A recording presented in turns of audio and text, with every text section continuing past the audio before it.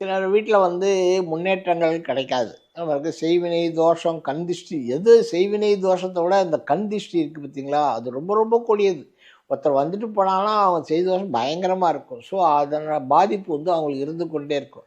இதுக்கு என்ன பண்ணணும் நீங்கன்னா, வாழ்க்கையில் அதில் வந்து முன்னேற்றங்களும் ஏற்படும், தோஷங்களும் நிவர்த்தி ஆகணும்னா, படிகாரத்தை வந்து தண்ணியில் வச்சு இது பண்ணிட்டீங்கன்னா வச்சுட்டிங்கன்னா போதும். நைட்டு ஃபுல்லாக வச்சிங்கன்னா கரைஞ்சிடும்.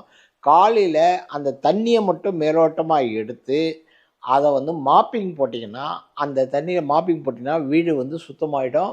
முன்னேற்றங்கள் நிறைய இருக்கும். கெட்ட சக்திகள் எல்லாமே வெளியே போயிடும்.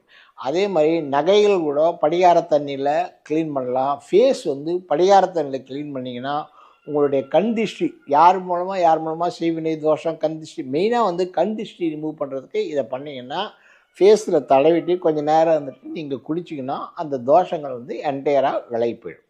நன்றி.